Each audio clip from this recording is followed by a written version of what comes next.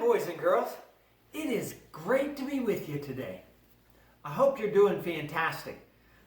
Today I'm going to be talking to your folks about Abraham and Isaac and how they trusted God and obeyed God.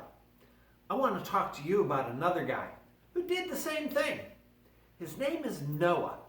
You may have heard of him before because he built this huge boat because he was a follower of God and he loved God with all of his heart. Well, last week after church, some of us went kayaking on the river and we found out just how important boats really are. Well, back in the days of Noah, he was the one who built a big boat. We call it an ark. Well, in those days, there were a lot of flood stories.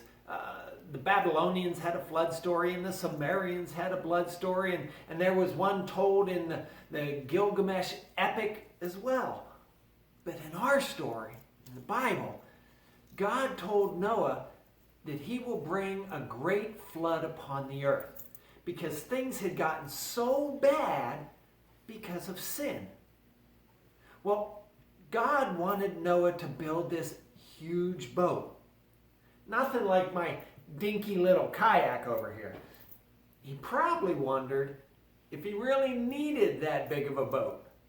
Yet Noah, whatever he may have thought, he trusted God and he obeyed him. Has that ever happened to you? Have you ever doubted what somebody promised you? But then you got really excited when you realized it was true. Maybe your parents told you to do something and you complained, "Oh, Mom, I don't need to do that." Have you ever just not believed someone because you were sure they were wrong?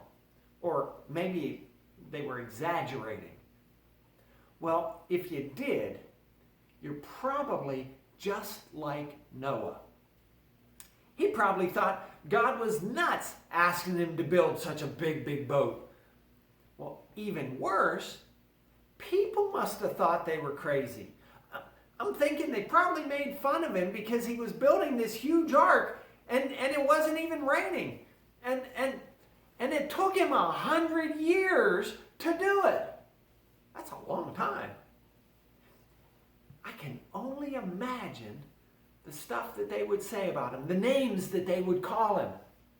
Well, if I were him, I might have gotten discouraged. I might have gotten sad at the names they were calling me. I maybe even got ashamed. Well, I might have thought God was asking too much of me. I might even thought God was giving me a little bit too much information. He was a little too hands-on and involved. I mean, if you look at the directions God gave for building that ark in Genesis, there were a lot of them. I would have been exhausted. And I'm nowhere near as old as Noah was. I'm 58. Noah was 500 years old when God told him to get to work. That's old. But Noah did it. He believed what God told him, and he did what God told him. He believed that God loved him, and he trusted that God knew what he was talking about. And so Noah committed himself to God. He committed himself to doing exactly what God told him to do. You know, we might think of Noah as this great big Bible hero, but really, Noah's just like us. He's no different than you or me. We are as special to God as he was. I want to be like Noah. And I want you to be like Noah too.